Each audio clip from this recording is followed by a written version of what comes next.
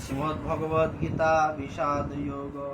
ধৃতরাষ্ট্র উবাচ ধর্মক্ষেত্রে কুরুক্ষেত্রে সমবেতায়োৎসব মামকা পাণ্ডবাশ্চৈব Kim কুর্বত Sanjay. Dhritarashtra জিজ্ঞাসা করলেন, হে সঞ্জয়, ধর্মক্ষেত্রে যুদ্ধ করার মানসে সমবেত হয়ে আমার পুত্র এবং পাণ্ডুর পুত্রেরা তারপর কি করল?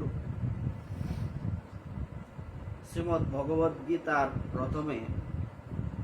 প্রথম অধ্যায় বিষাদ যোগের প্রথম কথাটা হচ্ছে ধৃতরাষ্ট্র উবাচ। স্বাভাবিকভাবে কোনো কর্ম শুরু করা হয় ভালো কিছু দিয়ে, বা কোনো যদি ব্যক্তি হন তো ওই ব্যক্তিটা কেমন হন? আমি যখন একটা কাজ শুরু করব, এটা যে কোনো পুজো হইতে পারে, কিংবা গৃহপ্রবেশাদি পূজা হইতে পারে, যজ্ঞ হইতে পারে, কিংবা কোনো কিছু আমি যখন শিখতে যাব, যে কোনো ব্যক্তি, বিশেষ কোনো ব্যক্তি, তার মধ্যে বিশেষ গুণ থাকতে হবে। এটাই তো আমরা জানি। নাকি যে কাউকে এনে আমরা বাড়িতে পূজায় বসাই দেব না, আর যোগ্যতার বিচার আছে। কিন্তু শ্রীমদ্ ভগবদ গীতার শুরু কোন জায়গা থেকে? প্রথম অধ্যায় অর্জুন বিষাদ যোগ। তো এই বিষাদ যোগের প্রথম যে শ্লোকটা, এই শ্লোকটা কে বললেন? এই ধৃতরাষ্ট্রের মহৎ কি গুণ আছে? কি আমরা মহাভারত থেকে, গীতা থেকে বিস্তারিত জানা যায় না, মহাভারত থেকে জানতে পারি, ভাগবতেও কিছু জায়গায় আছে। ধৃতরাষ্ট্র মূলত কিন্তু উনি ছিলেন সংসারের দ্বারা আবদ্ধ একজন ব্যক্তি। এখন কোন ব্যক্তি যদি এই সংসারে আবদ্ধ থাকে, জ্বালায় জ্বলতে থাকে, তার কাছে যদি আমরা গিয়া বলি যে আমরা যে জ্বালায় জ্বলছি, এর ওষুধ দেও, সে দিতে পারবে না। কিন্তু আশ্চর্যজনক ভাবে গীতার প্রথম শ্লোকটা ওই ব্যক্তির দ্বারাই বলানো হইল কেন? এই প্রশ্ন কি আমাদের মনে জাগা উচিত না? কেমন কথা? প্রথমটা আমরা শুরু করি বিশিষ্ট ব্যক্তির দ্বারা। কিংবা আমিও যদি কোনো কর্ম করি, তুমি যদি তোমার বাড়িতে কোনো কর্ম করো, ওই কর্মটা তুমি শুচি শুদ্ধ হয়ে করবে। কিন্তু গীতার যে প্রথম শ্লোকটা, এটা এমন একজন ব্যক্তি বলছেন, যে ব্যক্তিটা মূলত আমাদের এই বাহ্য দৃষ্টি থেকে যেটা বোঝা যায়, উনি কোনো বিশিষ্ট ব্যক্তি না, বরং উনি নিজে সংসারের দ্বারা আবদ্ধ এবং জগতের উনি অনেক হানি করেছেন, ক্ষতি করেছেন। এই ব্যক্তির শ্লোক প্রথমে কেন? এটার বিশেষত্ব কি? এটার বিশেষত্ব হচ্ছে এই শ্লোকটা যে জায়গায় বলা আছে, এই জায়গার জন্য উনি পারফেক্ট। যে কেন? উনার একটা বৈশিষ্ট্য হচ্ছে উনি জন্ম থেকে অন্ধ। গীতা আসলে কি? গীতা হচ্ছে আমাদেরকে এই অজ্ঞান অন্ধকার থেকে মুক্ত করার এক মহা ঔষধি। সব রোগের ওষুধ আছে, এই অজ্ঞান অন্ধকারের ওষুধ কি? আমরা যে অজ্ঞান অন্ধকারের মধ্যে ডুবে আছি, এটার ওষুধ হচ্ছে গীতা। তো এই ব্যক্তিটা, এই ধৃতরাষ্ট্র মূলত আমরা একটা দিক বিচারে ধৃতরাষ্ট্র মূলত আমরা, যদিও এক বিচারে অর্জুনের জায়গায় আমরা আছি। অর্জুনের যে প্রশ্নগুলি আমাদের প্রশ্ন, কিন্তু এই জায়গাতে আমরা ধৃতরাষ্ট্র বটে। যে কিরকম? ওই যে আমরা ধৃতরাষ্ট্র যেমন জন্ম থেকে অন্ধ, আমরাও তো অন্ধ। আমরা যদি অন্ধ না হইতাম, তাহলে কি আমরা সৎ পথে চলতে পারতাম না? আমরা যেহেতু সৎ পথে চলতে পারছি না, তার মানে আমরা অজ্ঞানতার গভীর অন্ধকারে ডুবে আছি। হ্যাঁ, তো এইটা তার দ্বারা বলানো হচ্ছে, একটা বার্তা দেওয়া, একটা মেসেজ দেওয়া। এই বার্তাটা কি? যে শুরুটা একজন অন্ধের মাধ্যমে হলো। অন্ধের প্রশ্ন, অন্ধ ব্যক্তি তো প্রশ্ন করবে। আমরা গিয়ে গুরুদেবের কাছে, সাধুদের কাছে প্রশ্ন করব যে আমাদের কি করা কর্তব্য, আমাদের মনুষ্য জীবনের সার্থকতা কোথায়? ভজহুরে মন শ্রীনন্দের নন্দন অভয় চরণার বিন্দরে। আমাদের কি করতে হবে? আমাদেরকে সাধুদের কাছে জিজ্ঞাসা করতে হবে আমাদের কর্তব্য কি, আমাদের অকর্তব্য কি। আজকে দুপুর বেলাও যে প্রসঙ্গে কথা হচ্ছিল যে আমাদের মূলত যে কর্মকাণ্ড, কি বলে, যে ধর্মকর্ম আমরা করি, এটা দুই ভাগে বিভক্ত। একটা হচ্ছে বিধি আর একটা হচ্ছে নিষেধ। বিধি মানে আমি কি করব, নিষেধ মানে কি করব না। এটার মধ্যেই তো আমাদের এই সংসারটা চলে, বা ধর্মীয় যে কোনো কাজ বিধি নিষেধ। তো আমি সাধুর কাছে গিয়ে প্রশ্ন করব, তো এখন আমি যদি যথার্থ প্রশ্ন করতে না পারি তাহলে কিন্তু আমার এই যে জ্ঞান চক্ষু এটা খুলবে না। আমাদের একটা জ্ঞান চক্ষু যেটা আছে হৃদয়ের মাঝখানে, হ্যাঁ, দেখবেন গীতার মধ্যে এক জায়গায় আছে যেখানে বলা আছে যে ধ্যান করতে গেলে কি করতে হবে? চোখ বন্ধ করে হৃদয়ের মাঝখানে নিজের দৃষ্টিকে স্থাপন করতে হবে। এটা হচ্ছে এইটা একটা চোখ, এই চোখটা দেখা যায় না, কিন্তু এটা দিব্য চক্ষু বা জ্ঞান চক্ষু। যে চক্ষুরুন মিলিতং যেন, গুরুদেব কিন্তু এই চোখ খুলে দেবেন না। এই চোখ তো এই জন্মে থেকে আমাদের খোলা আছে ভগবানের কৃপায়, এই চোখ খুলে দেওয়ার কিছু নাই, আমি সব কিছুই দেখতে পারি। কিন্তু গুরুদেব যে এই যে বলছে অজ্ঞান তিমিরান্ধস্য, এই যে গুরুদেব যে আমাদের চক্ষু খুলে দেবেন, এই চোখ না সেটা, এটা হচ্ছে এই যে হৃদয়ের মাঝখানে থাকা একটা চক্ষু, জ্ঞান চক্ষু। চক্ষুরুন মিলিতং যেন, উনি এই চক্ষুটাকে উন্মিলন করে দেবেন। ধৃতরাষ্ট্র এমনে অন্ধ, এমনে অন্ধ, মানে জন্ম থেকে অন্ধ, তার কর্মকাণ্ড অন্ধের মতোই। তো আবার সমাজে দুই প্রকার ব্যক্তি আছে।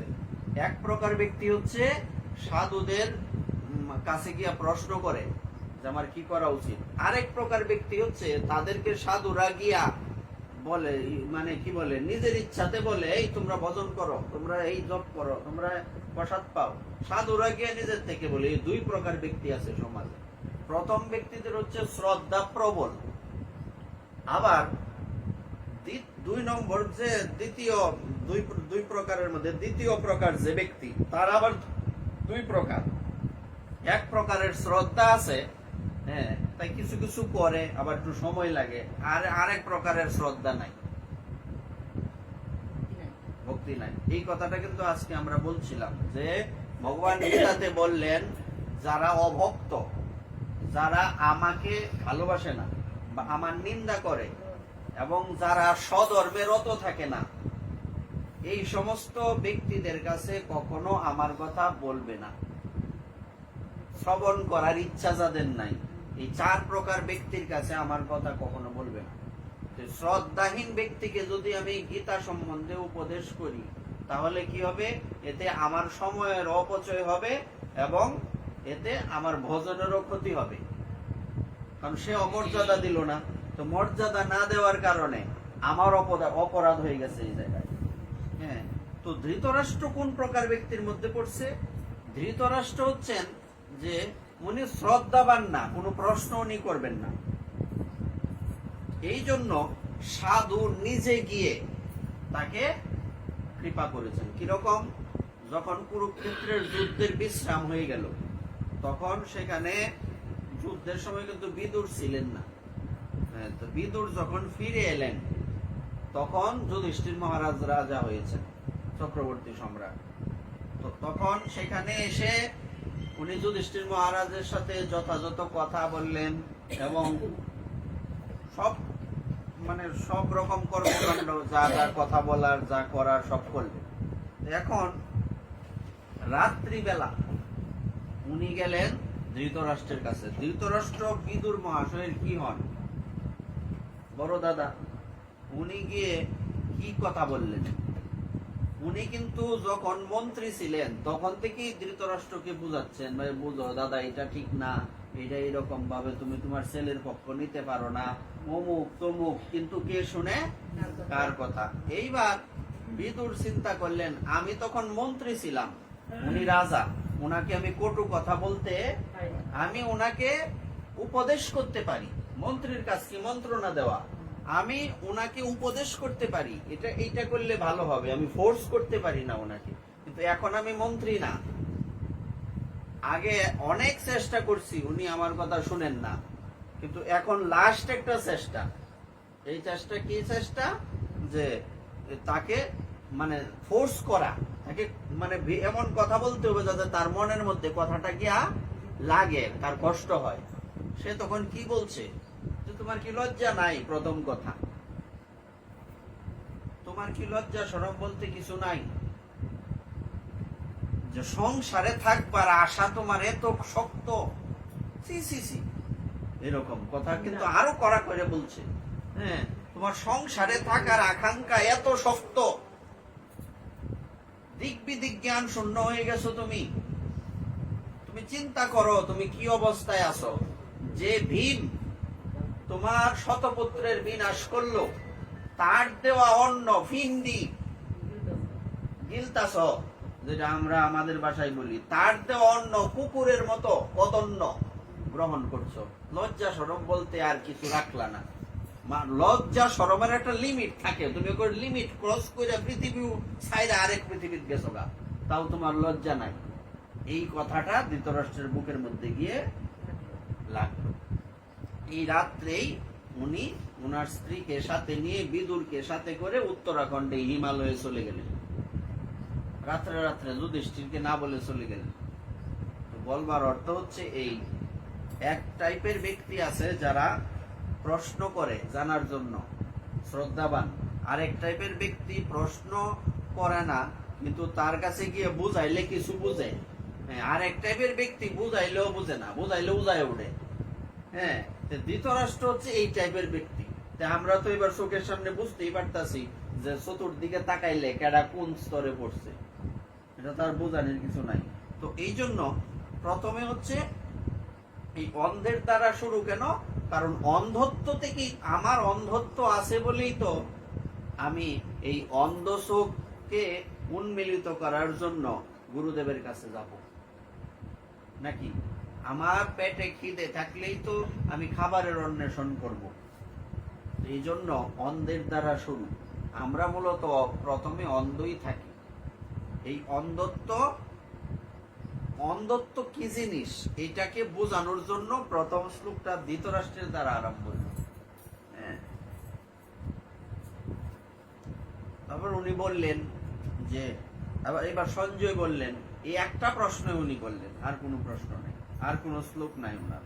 এই একটা প্রশ্নের উপরে ভিত্তি করে গীতার এতগুলি কথা, শুরুটা এখান থেকে।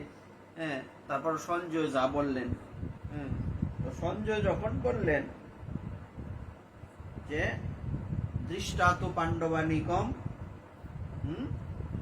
গৌরম দুর্যোধনস্ততা আচার্যম উপসঙ্গম্য রাজা বচনম অব্রবীত। সঞ্জয় বললেন, হে রাজন, পাণ্ডবদের সৈন্য সজ্জা দর্শন করে রাজা দুর্যোধন দ্রোণাচার্যের কাছে গিয়ে বললেন। প্রশ্নটা ওনার কি ছিল? যে আমার পুত্ররা আর পাণ্ডুর পুত্ররা একত্রিত হয়ে কুরুক্ষেত্রে কি করতেছে, এটাই তো প্রশ্ন। তো এবার সঞ্জয় দিব্য দৃষ্টিতে দেখতে পাচ্ছেন, যখন কি বলে ভগবান ব্যাসদেব আসলেন, উনি বললেন যে তুমি এখানে বসে দেখতে পারবা যুদ্ধে কি হয়। আমি তোমার মানে এই শোক, আমি দিব্য দৃষ্টি তোমাকে দিচ্ছি। বলছে না, আমার আর দিব্য দৃষ্টির দরকার নাই, আপনি আমার সেবক সঞ্জয়কে দিব্য দৃষ্টি দান করুন। সে কি হচ্ছে না হচ্ছে আমাকে বলবে। সঞ্জয় হচ্ছে ধৃতরাষ্ট্রের সেবক। তো এবার উনি সঞ্জয় কি বলছেন, হে রাজন, যে এই পাণ্ডবদের সৈন্য সজ্জা দর্শন করে ওখানে যা দেখতেছে এটা মহারাজরা কইতাছে। দুর্যোধন গুরু দ্রোণাচার্যের কাছে গিয়ে বললেন, কি বললেন? হে আচার্য, পাণ্ডবদের মহান সৈন্যবল দর্শন করুন, যা আপনার অত্যন্ত বুদ্ধিমান শিষ্য দ্রুপদের পুত্র অত্যন্ত দক্ষতার সঙ্গে বুহের আকারে রচনা করেছেন। এই জায়গায় একটা গুরুদেবকে খুঁচা দিছে। এই কথাটা কে বলছে? এখানে কিন্তু যদি আমরা ঠান্ডা মাথায় এগুলি না শুনি, তাহলে মানে একটা জগা খিচুড়ি হয়ে যাবে। প্রথমে কি জিজ্ঞেস করলেন? ধৃতরাষ্ট্র সঞ্জয়কে। এখন সঞ্জয় বললেন যে ওখানে দুই পক্ষের সেনাদল, ওখানে এই পাশে পাণ্ডবগণের, এই পাশে কৌরবগণের, দুই পাশে সেনাদল। এই অবস্থায় আপনার পুত্র কে? দুর্যোধন। দুর্যোধন গুরুদেব দ্রোণাচার্যের কাছে গিয়ে বললেন, পাণ্ডবদের সৈন্য সজ্জা দেখুন। এই সৈন্য সজ্জা কে পরিচালনা করছেন? এই সৈন্য সজ্জা পরিচালনা করছেন আপনার বুদ্ধিমান শিষ্য দ্রুপদের পুত্র কে?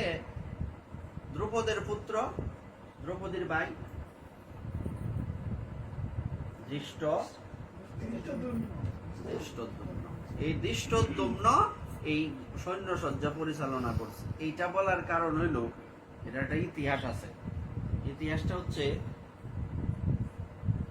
এই দ্রুপদ আর গুরুদেব দ্রোণাচার্য তারা একসাথে একই গুরুকুলে পড়াশোনা করতেন। দ্রুপদ আর হচ্ছে কে? গুরুদেব দ্রোণাচার্য, দুইজন বন্ধু। তো একসাথে পড়াশোনা করতেন। তো দ্রোণাচার্য হচ্ছেন ব্রাহ্মণ আর দ্রুপদ হচ্ছেন ক্ষত্রিয়। গুরুকুলে তো একই সাথে পড়ে। এখন ওই পড়ার সময় এক সময় এই দ্রুপদকে গুরু দ্রোণাচার্য বাঘের হাত থেকে রক্ষা করেছিলেন। বন জঙ্গলে থাকে না, আগে তো জঙ্গলের মধ্যেই এই গুরুকুল থাকতো।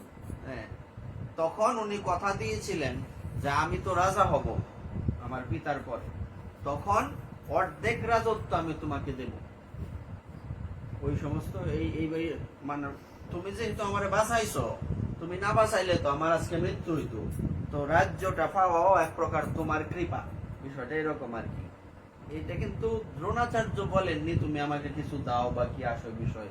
সে নিজে থেকেই বলছে, আবেগের ঠেলায়। এই জন্য বলছে যে কখনো মাথা গরম অবস্থায়, অস্থির অবস্থায় কাউকে কোনো কথা দিতে নাই। তখন অনেক বছর চলে গেল, তখন সে রাজা হয়েছে গিয়ে, আর দ্রোণাচার্যেরও দরকার পড়ছে না, সে কোনোদিন গেছে না। কিন্তু তার যখন ছেলে হইল অশ্বত্থামা, দ্রোণাচার্যের পুত্র অশ্বত্থামা, সে যখন ছোট, দ্রোণাচার্যের তখন ব্রাহ্মণ, আগের ব্রাহ্মণ, অত্যন্ত দরিদ্র, টানাটানি সংসার চলে, সংসারই চলে না, ছেলেকে দুধ খাওয়াইবো কেমনে? এবার আটারে জল দিয়া গুইল্লা এটাই ছেলেরে খাওয়াইতো, এটাই দুধ। কেমন পরিস্থিতি? হ্যাঁ, তো একবার উনি চিন্তা করলেন যে নিজের ছেলেকে আর কত আটা গুইল্লা খাওয়াইতাম, হ্যাঁ, দেখি একটু দুধের খোঁজ করি। হঠাৎ মনে পড়লো আমার তো বন্ধু আছে, তার কাছে গিয়ে আমি এই কয়েকটা গরু নিয়ে আসবো। বেশি না, 2-3টা গরু হইলে আমার হয়ে যাবে। হ্যাঁ, তা আমি গোপালন করব, আর এই গরু গো সেবা হইলো, আর সন্তানের দুগ্ধ পেয়ে গেলাম। তো এইভাবে চিন্তা করে উনি গিয়ে উপস্থিত হয়েছে। তো ওখানে যাওয়ার পর এই রাজা তো আর দ্রুপদ রাজা তো ওনারা চিনেই না। না তুমি, হ্যাঁ তুমি, আমি আর তুমি একসাথে পড়তাম, কিন্তু তোমার সাথে তোমাকে আমি রাজ্য দেব বা তোমার সাথে আমি বন্ধুত্ব করছি, এইরকম কথা আমার মনে নাই। একসাথে পড়ছি তোমার সাথে। হ্যাঁ, আর তুমি যেহেতু ব্রাহ্মণ আর আমি ক্ষত্রিয়, ব্রাহ্মণ দান নেবে, ক্ষত্রিয় দান দেবে। তুমি 3 গরু নিতা কেরে? এই ব্রাহ্মণ একজনের ডাক দিয়ে বলছে, তুমি ব্রাহ্মণের 10টা গাভী দান করো। আমি তো দান নিতে আসছি না, আমি অধিকার নিতে আসছি। তুমি তো কথা দিছ, হ্যাঁ তুমি কথা দিছ না, আমি তো তোমার রাজ্যের জন্য আসি না, আমার 3টা গরু দেব, এটা আমার অধিকার থেকে দিবা। দান নেওয়া নিজের অধিকার নেওয়া কি এক জিনিস? না, দানের কথা যদি তুমি বলো তা তোমাকে বন্দি করা হবে, আর অধিকারের কথা বললে বন্দি করা হবে। আর যদি দান নিতে চাও তাহলে 10টা গরু লই বাদ যাও। বিষয়টা বুঝেন? কারণ সে তো এখন দাম্ভিক হয়ে গেছে, টাকা পয়সার অভাবে রাজা তো রাজা হল। এই জন্য অতিরিক্ত টাকা পয়সা থাকলেও মানুষের দিক বিদিক জ্ঞান থাকে না, অলক্ষী হয়ে থাকে। এবার কারণ লক্ষ্মী ছাড়া হয়ে যায় তখন সে পরে কি, তখন সে বলছে আমি ইচ্ছা করলে তোমার এই সৈন্য সহ তোমার এখনই বধ করতে পারি। দ্রোণাচার্য ধর সামান্য ব্যক্তি না, উনি অস্ত্রবিদ্যায় তৎকালীন সময়ে শ্রেষ্ঠ ব্যক্তি। দ্রুপদের কোনো ক্ষমতাই নাই তার সামনে দাঁড়ানো, কিন্তু আমি এই কাজ করব না, বরং এমন শিষ্য তৈরি করব যে শিষ্য তোমারে বাইন্দা আমার পাওয়ার তোলাই না ফালবো। এই কথা কয়ে উনি চলে গেছেন। সে রাজা, তার আর কোনো বিজ্ঞান নাই, উনি চলে গেলেন। পরবর্তীতে উনি খোঁজ করতে লাগলেন, মানে ইতিহাসটা কোন জায়গা থেকে খোঁচাটা কেন দিল এটার ইতিহাসটা, মানে একটা কথা বললে কতগুলি কথা বিস্তারিত আসে। তখন উনি খোঁজ করতে লাগলেন যে এমন শিষ্য কই পাবেন। হঠাৎ উনি জানতে পারলেন যে কুরু বংশে 105 জন রাজকুমার আছে। ওখানে গিয়া দেখি খোঁজ করি যে তাদেরকে বিদ্যা শিক্ষা দেওয়া যায়। পরবর্তীতে উনি এই 105 জন রাজকুমারকে বিদ্যা শিক্ষা দিলেন। এবং যখন গুরু দক্ষিণা দেওয়ার সময় আসছে, জিজ্ঞেস করছে গুরু দক্ষিণা কি দেব গুরুদেব? বলছে দ্রুপদরে বাইন্দাই না আমার পালবা, এটা হলো গুরু দক্ষিণা। মানে তারও খুব মনের মধ্যে সে আমার অপমান করলো কেন।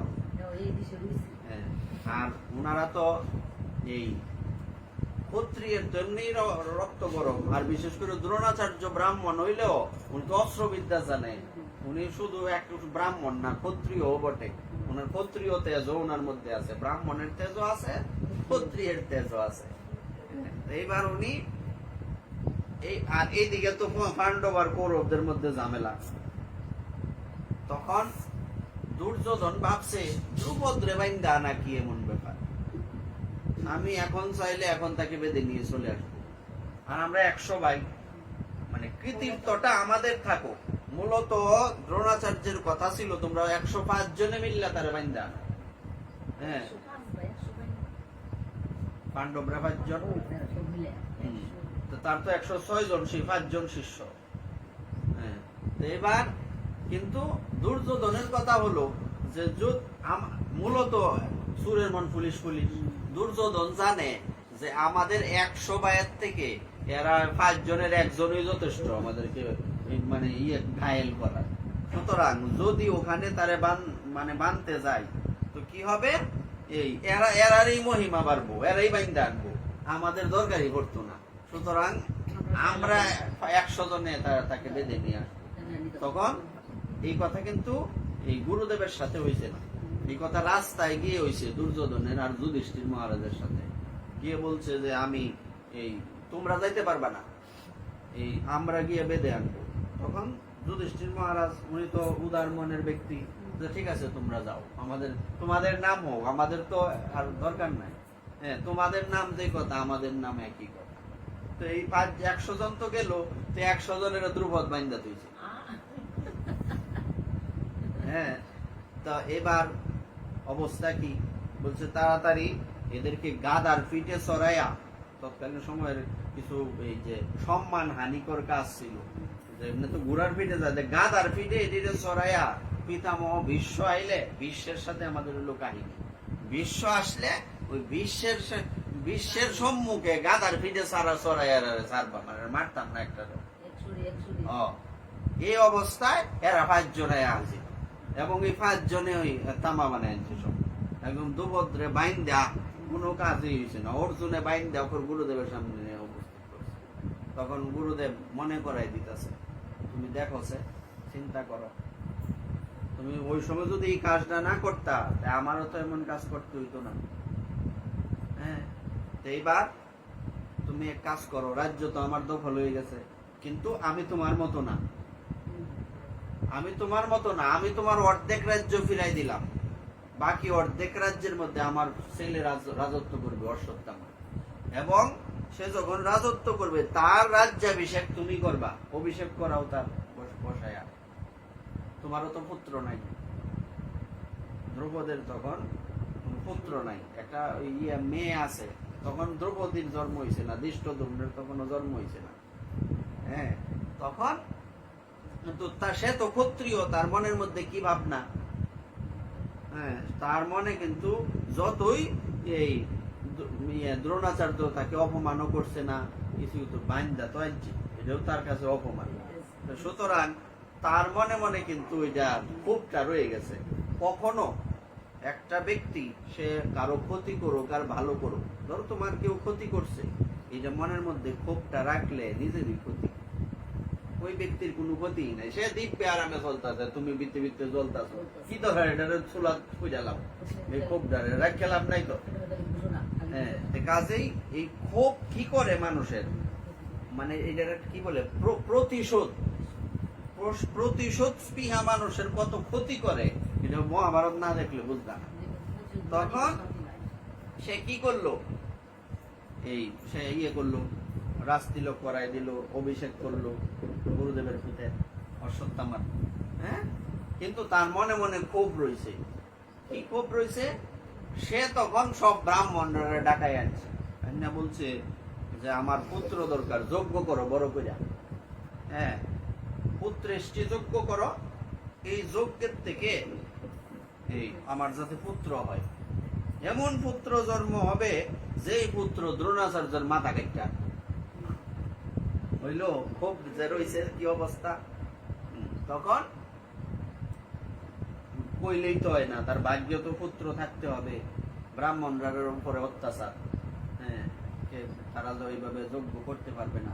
শেষে একজন ব্রাহ্মণ পাইছে, সে তখন যজ্ঞ করছে, একবার যজ্ঞ যে করছে, এই যজ্ঞের থেকেই মূলত সে চাইছে কারে, একটা পুত্র চাইছে, কিন্তু এই যজ্ঞের থেকে দ্রৌপদী আর ধৃষ্টদ্যুম্ন, এক ছেলে এক মেয়ে ওখান থেকে এই যজ্ঞের থেকে উঠছে।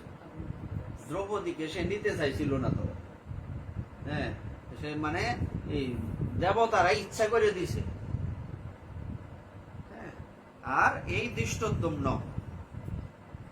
ধৃষ্টদ্যুম্নের কথা কিন্তু, ধৃষ্টদ্যুম্নের জন্ম যে দ্রোণাচার্যের মৃত্যুর কারণে হয়েছে, এটাও দ্রোণাচার্য জানে। জানার পরেও সে কি করলো, সে তখন গিয়া বলছে যে আমার কোনো তোমার প্রতি ক্ষোভ নাই, এবং তোমার পুত্রের প্রতি আমার কোনো ক্ষোভ নাই, তোমার পুত্র যেই কথা আমার পুত্র একই কথা। আর তখন মানে দ্রুপদ ভালো হয়ে গেছে, কিন্তু আমি যে একটা কথা বলে যে একটা কাজ যখন হয়ে যায় রাগের বসে, এটার কিন্তু ফল ভোগ করতেই হয়, পরে আর অনুশোচনা করে লাভ নাই।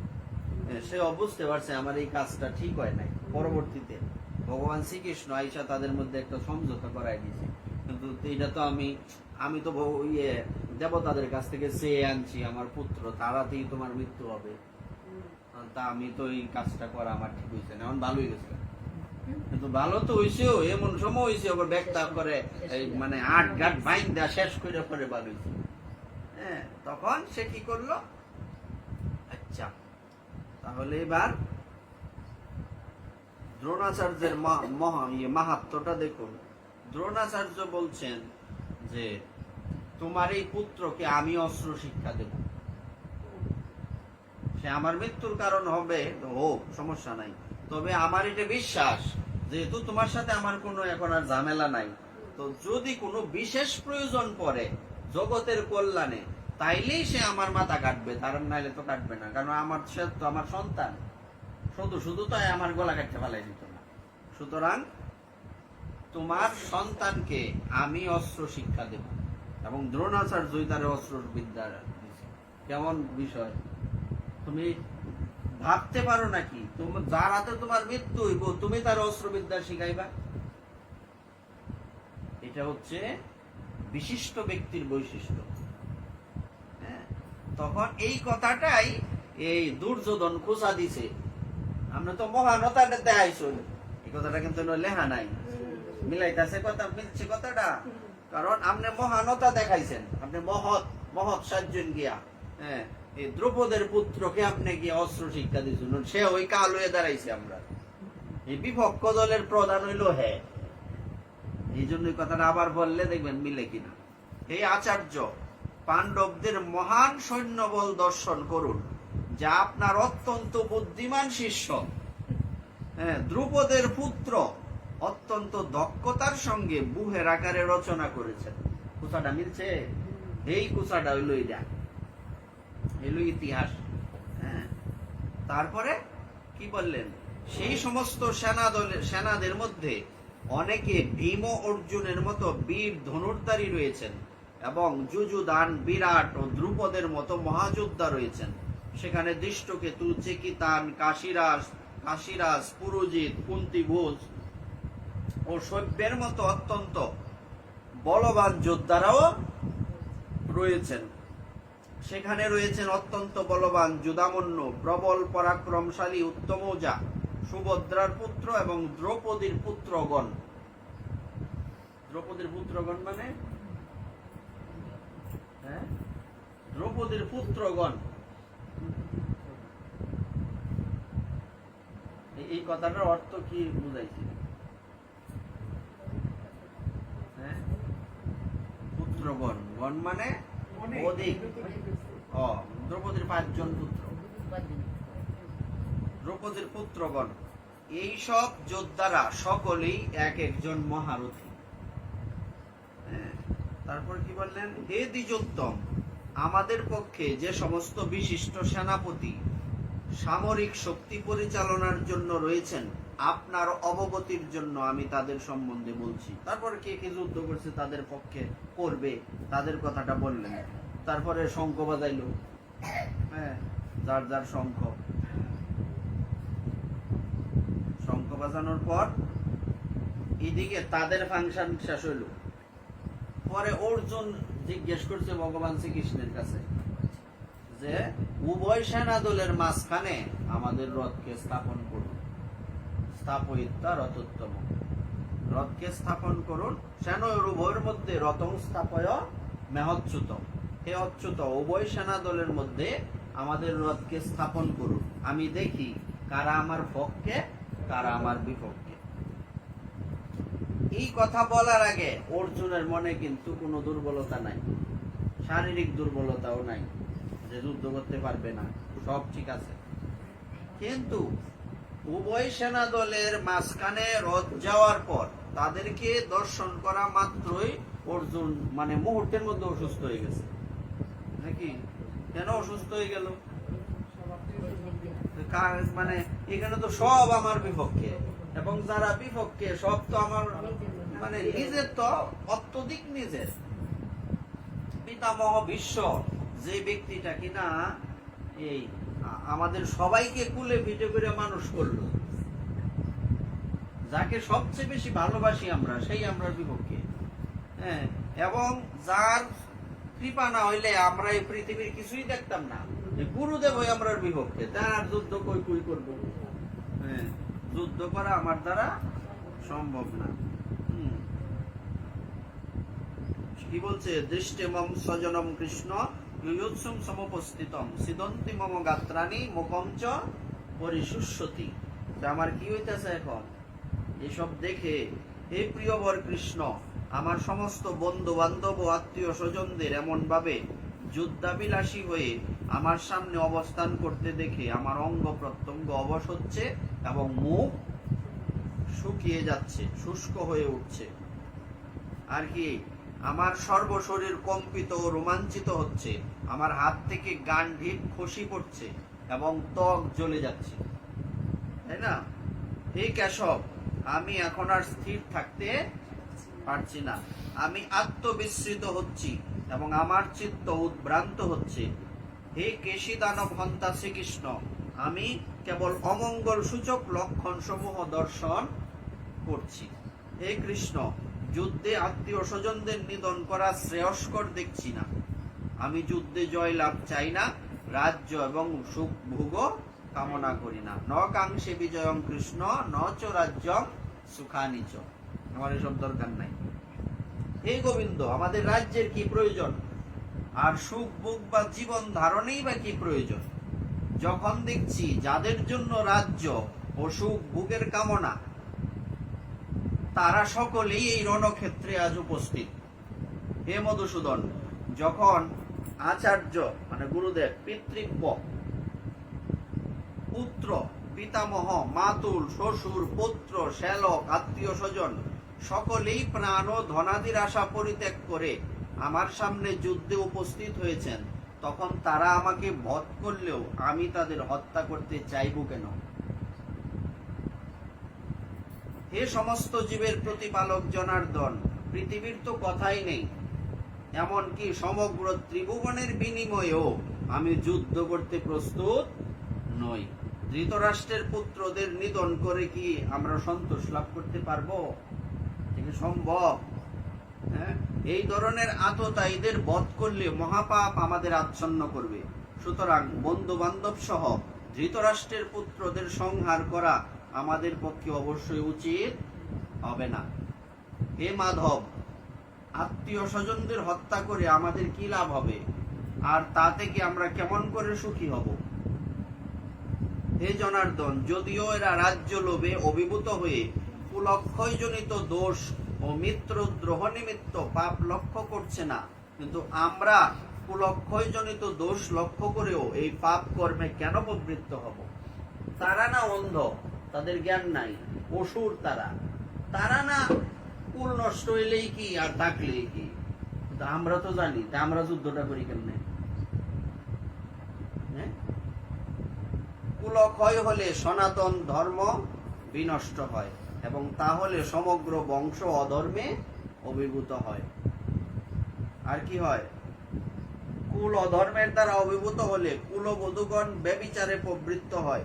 হে বার্ষ্ণেয়, কুল স্ত্রীগণ অসৎ চরিত্রা হলে অবাঞ্ছিত প্রজাতির উৎপন্ন হয়, যেটা আমরা দামোদর মাসে একদিন আলোচনা করছিলাম। সন্তান কেড়ে মানুষ হয় না। আমি কই দক্ষিণে, এক জায়গা উত্তরে, এটির কারণে কি কইতাছে। বর্ণ সংকর উৎপাদন বৃদ্ধি হলে কুল ও কুলঘাতকেরা নরকগামী হয়। সেই কুলে পিণ্ডদান ও তর্পণ ক্রিয়া লোপ পাওয়ার ফলে তাদের পিতৃপুরুষেরাও নরকে অধপতিত হয়। সুতরাং যুদ্ধ করাটা আমাদের জন্য উচিত হবে না। যারা বংশের ঐতিহ্য নষ্ট করে এবং তার ফলে অবাঞ্ছিত সন্তানাদি সৃষ্টি করে, তাদের কুকর্মজনিত দোষের ফলে সর্বপ্রকার জাতীয় উন্নয়ন প্রকল্প এবং বংশের কল্যাণ ধর্ম উৎসন্নে যায়। তো এইভাবে নানা প্রকার কথা অর্জুন ভগবান শ্রীকৃষ্ণের কাছে বলতে লাগলেন, আর ভগবান শ্রীকৃষ্ণ সব মন দিয়ে শুনছি। একটা কথা কিন্তু ভগবান তাকে বলছিল যে তুমি জ্ঞানের মতো কথা কইতাছ, কিন্তু কাজ করতেছ অজ্ঞানের মতো। অনেকেই আছে যে জ্ঞানের মতো কথা বলে কিন্তু কাজে কর্মে এমনি বুঝাইলে 10 জন 20 জন, কিন্তু নিজে বুঝতো না। কাজেই এইসব প্রথমেই দ্বিতীয় অধ্যায়ের প্রথমেই বলছে সরাসরি যে তুমি সব হিজড়ার মতো কথা বলো কেন? ক্লব্যমাস্ম গমপার্থ নৈতত্তর্যুপ পদ্ধতি, তুমি এইসব ক্লিবের বশবর্তী হয়েও না। পাইছো? ক্লিব মানে কি? বলছে তুমি এইসব হিজড়ার মতো কথা বলতেছো কেন? তুমি হচ্ছে সুপুরুষ, তুমি একজন যোদ্ধা। যোদ্ধার কাজ কি? ধর্ম যুদ্ধ করা। তুমি এইসব কি কাজ, কি কথা বলো? এতে তোমার কি মনে হয় তোমার এই পণ্ডিতি কথায় এই তোমার মানুষের সম্মান করবো? সব লোকেরা তুমি যখন যুদ্ধ করবা না, সবাই তোমার কাপুরুষ ডাকবো। এতে তোমার মহিমা খর্ব হবে। সুতরাং এইসব কথা তোমাকে শোভা পায় না। আমি তোমার কাছে এইসব আশা করিনি। তুমি আমার পিসির ছেলে হয়ে এই কথা বলতে পারো? বারবার সম্বন্ধ বুঝাচ্ছে, এইসব তোমার দ্বারা বলা উচিত না। অর্জুন কি বললেন? তখন উনি বুঝতে পারলেন যে আমি যা বলছি তখন ঠিক না, কোনটা ঠিক আমি বুঝতেও পারছি না, তা আমার কি করা উচিত। তখন অর্জুন কি করলেন? উনি ভগবানের কাছে আত্মনিবেদন করলেন। এটা হচ্ছে গীতার 2য় অধ্যায়ের 7ম শ্লোকে, যে কার্পণ্য দোষ উপহত স্বভাব, যে আমি কৃপণ, আমি আমার ভালো মন্দ জানি না। কৃপণ শব্দের অর্থ বলছে, এই কৃপণ মানে এই ধন আছে দে না, এই ধরনের কৃপণ না। এই কৃপণ মানে কি, যে নিজের মঙ্গল জানে না, ওই কৃপণ। সুতরাং এই কথা এখানে বলছে যে আমি আসলে মূর্খ, আমার কি করা উচিত কি করা অনুচিত আমি কিছুই বুঝতে পারছি না, তুমি কৃপা করে আমাকে বলো আমি কি করব। এটা হচ্ছে শরণাগতি। এই জায়গাটায় যেদিন আমরা পৌঁছাতে পারবো, ওই দিন আমরা শিষ্য হওয়ার যোগ্যতা অর্জন করছি। তখন গুরুদেব আমাকে যা বলবে আমাকে অন্ধের মতো মেনে নিতে হবে। আর তো সৎ গুরুদেবের চরণে শরণাগত হয়েছি, সৎ গুরুদেব আমাকে যা বলবেন আমি তাই করব, এবং এইভাবেই আমাকে চলতে হবে। এর নাম শরণাগতি। আমাদের এই পর্যন্ত আজকে থাক, আগামীকাল একটু আগে বাগে আসবেন। হ্যাঁ, আমরা পরবর্তী কি হয়, অর্জুন কিভাবে আত্মনিবেদন করলেন, ভগবান তাকে কি বললেন, কি কি শিক্ষা দিলেন, হ্যাঁ, এই বিস্তারিত আগামীকালকে আমরা আলোচনা করব। শ্রী গুরু নিতাই গৌর।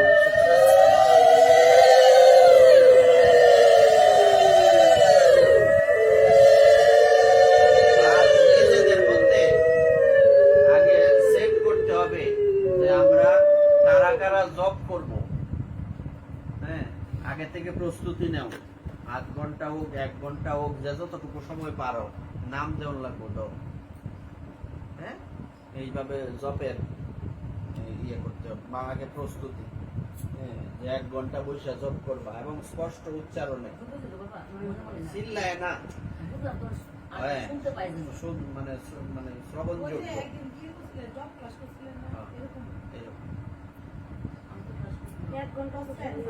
একাদশীর রাত্রে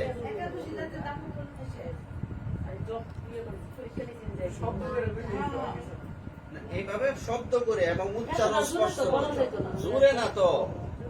আমার কথাটা আমি স্পষ্ট শুনি কিনা, এবং আশেপাশে যদি 2-4-5 জন বসা থাকে তারা শুনছে কিনা। স্পিকার দিয়ে দেখি, সমস্যা কি? ভুল কে ভুল? হরিনাম করবা, এবার চিন্তা করো।